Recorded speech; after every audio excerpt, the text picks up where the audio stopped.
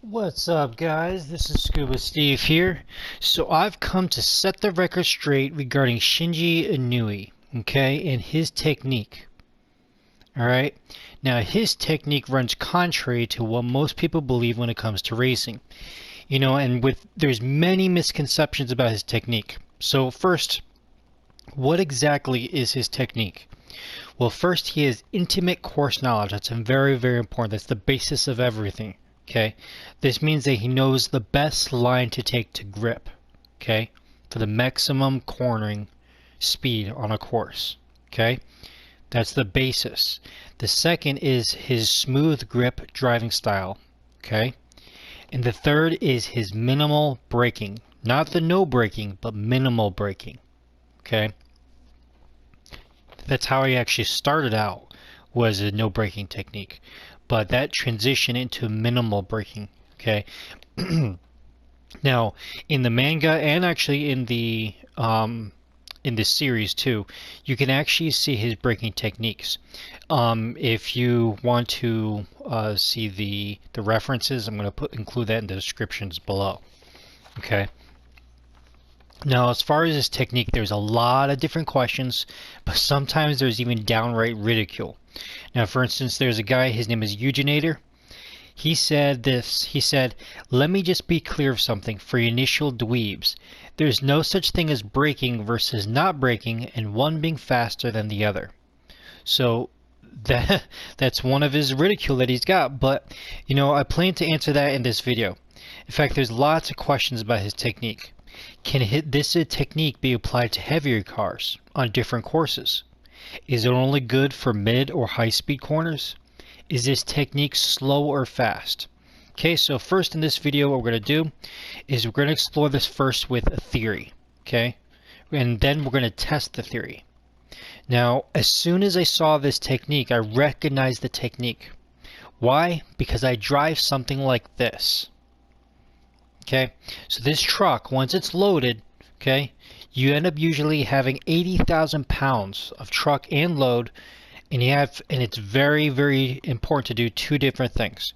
You have to have smooth driving and as little braking as possible. Okay, when you have too much braking with that much weight, okay, you're gonna end up melting your brake pads. Okay, and then you lose your brakes. And trust me, you don't want 80,000 pounds of truck and load coming at you with no brakes. All right. So, in my research, I found a very old technique that was found that they've been using since the 1960s in Formula One racing. It's called lift and coast. Okay, this technique is used to preserve tires, fuel, and brakes. Okay, so for a detailed discussion of this technique, it's also in the description below. All right, so I have some whiteboard drawings for you, and I'm going to show you them right now. Alright guys, so this is the theory that I wanted to show you. Okay, now traditionally the theory for full speed for your fastest lap time, okay, would be you get your full speed on the straight. Okay, you lift off your throttle, you go straight into your braking zone, through the apex, and accelerate out again. Okay, this is figured on your top speed of 100 miles per hour and your corner actually 60 miles per hour. Okay, so which means at this point you have to bleed off 40 miles per hour. Okay, now this means that you're using the full grip to achieve your best last time. This is actually the faster time. Okay, now the lift and coast method, okay, it's actually just a little bit slower. Okay, now I'll explain why. It's a sacrifice, but you're gaining in the long term. So this one is for short term. You want to gain the fastest lap, but this is for the long term. If you're doing an actual race, many different laps, or going through a challenging course, this one you can conserve your tires. Okay, so instead of hitting 100 miles per hour, you're hitting 99 miles per hour because you're lifting off the throttle. Okay, you coast until your braking point. So here you should be at 95 miles per hour, and then at this point, instead of bleeding off 40 miles per hour, now you're bleeding off 35 miles per hour. Okay, you get to your 60 miles per hour point right here. You keep a constant speed throughout your turn, and then you can accelerate out. Okay, this gives you your conservation for tires and your brakes, and you can use this for a later point of time. Okay, but look at the weaknesses. On this side, your weakness, your straight braking. That's your weakness right here for the typical fastest short term. Okay? For your lap time. That's your weakness right there. On this one, right here, just before where you're coasting, that is your weakness too. Okay, so each point has its weakness, but each point actually has its strengths. Okay, so how does that affect how when people say, oh, there's no braking, he's not using any brakes? I'm going to show you in the next slide.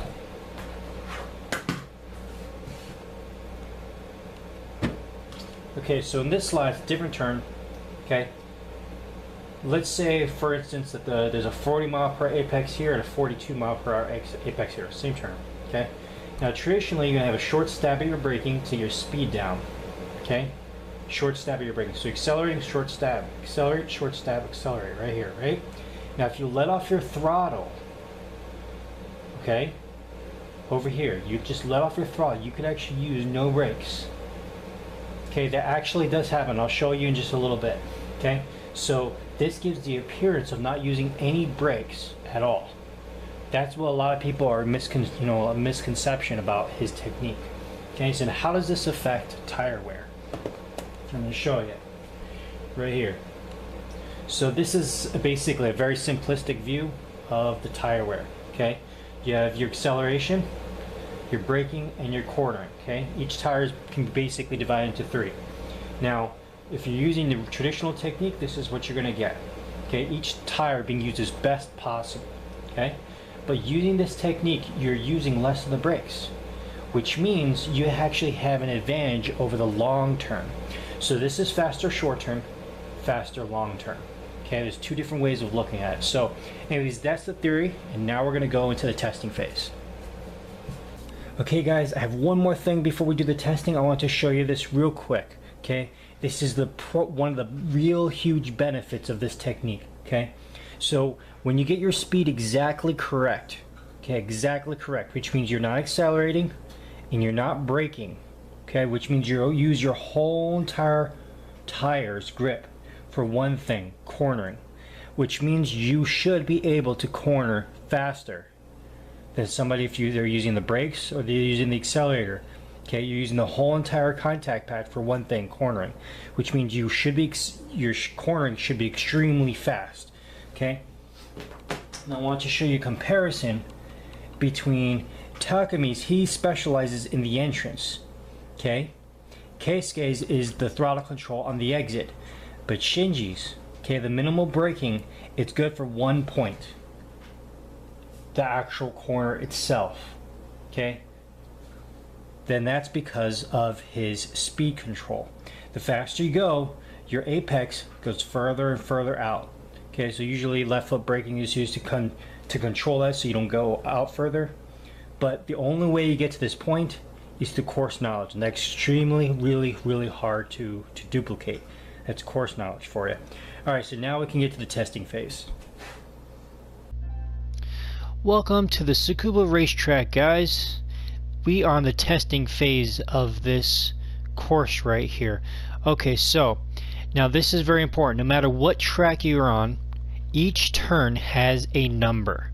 Okay, that's the speed that you can go around the turn getting where the apex point is.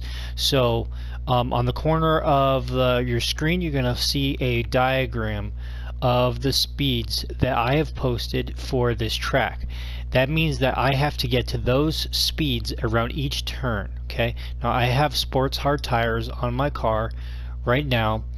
Now that is the course knowledge. That's the very important. That's the basis for everything. Second, braking. Okay, now traditionally speaking, you're going to get to these two cones right here. That's your full speed threshold braking point. Okay, you have to brake at that point to get your speed down to where you need to get it to be. Now what we're going to do is, before you get to those cones, all you have to do is let off the throttle. Okay, this makes the stress a whole lot less, which is another side effect, which is good. Okay, so you let off the throttle before you get to those cones, and you're coasting through those cones. Now at this point right here is when you engage on your brake again, just to get some of your speed off. Okay, now this technique, yes, is just a little bit slower. Using this technique, of full threshold braking, okay, I was able to get 107.455. Okay, now with the coasting method, you got 107.965. Okay, so yes, it is a little bit slower, but you make up for it in the end. Okay, so anyways, that's the general idea, and now what I'm going to show you is the ghost of the actual threshold braking versus the lift and coast method. Alright guys, so we're testing right now, so you guys can see the differences between the two styles. The ghost is going to be running the minimal braking line, and I'm going to be braking at the cones. Now the first, remember your numbers, first turn is 40, brake at the cones, 40.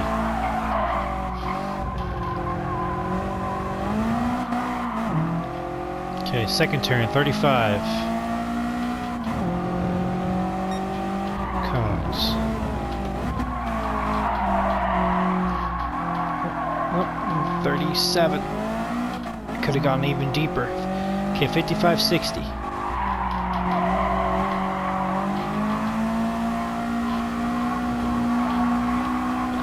Okay, 35.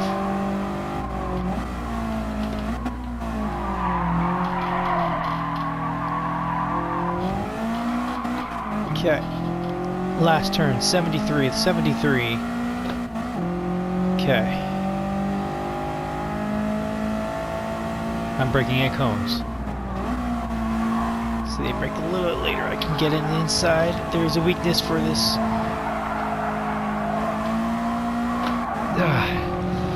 Okay, so that was a little bit like the difference. I'm braking at the cones.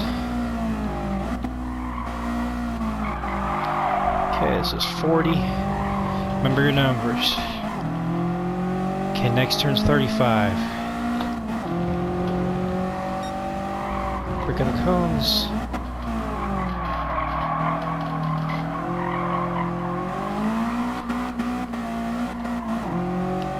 $55, 60.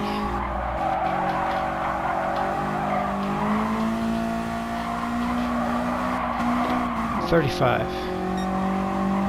Brake at the cones.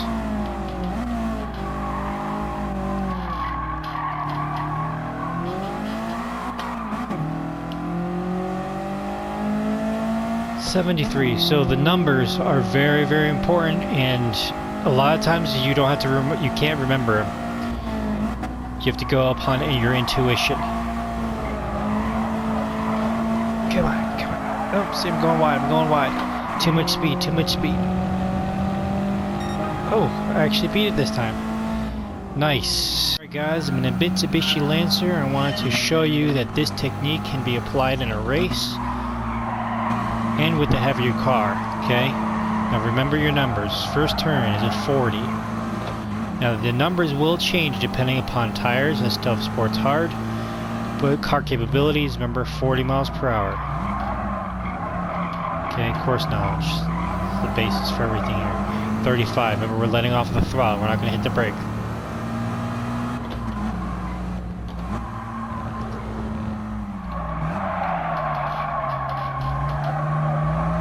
Okay. Now the reason why this is an advantage in a race is because a lot of cars end up braking in a straight line, or they become unstable during braking. Let off the throttle. See, brake straight line. Gives you an advantage because you get to see exactly where they're gonna go. Okay, so this is one of the advantages. Look, we're just gonna let off the throttle. Ready? Let off the throttle.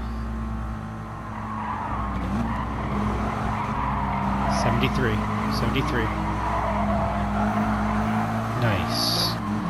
See, that's all you have to do. Let off the throttle.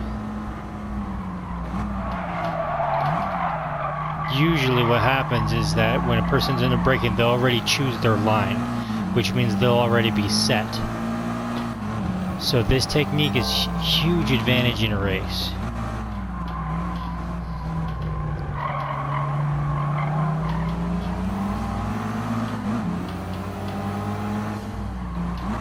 Now many people can change their line during braking. It's very difficult to do that.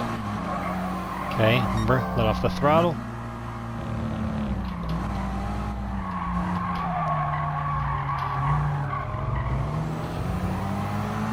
And we're going for it.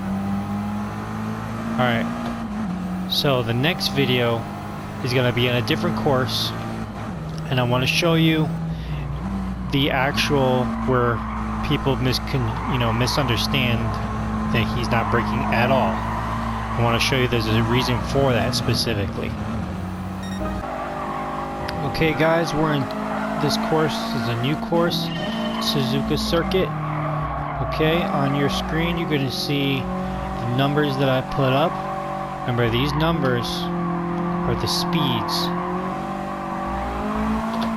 of each turn that you're trying to accomplish, okay?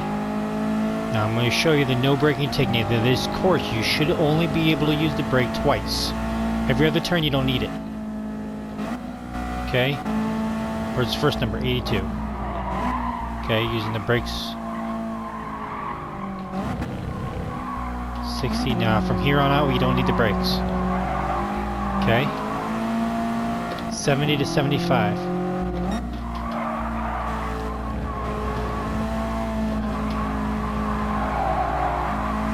No brakes. You don't need the brakes. Now, this is what happens when you get consecutive turns. Consecutive turns that are all generally the same speed. This is why a lot of people confuse his technique for having no brakes, because a lot of the courses, downhill courses, actually have the same basic speeds. Your momentum of your car, you don't necessarily need the brakes so much. Okay, remember, there's only 2 turns you need to use the brakes for. Right here, 82. Okay, transition to 60. Okay, and 70 to 75 is the next turns.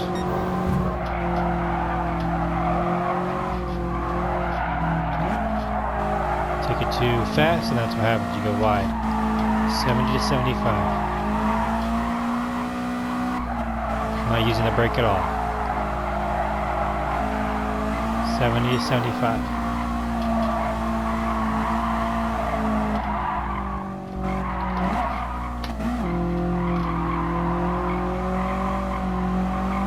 See, and there you go.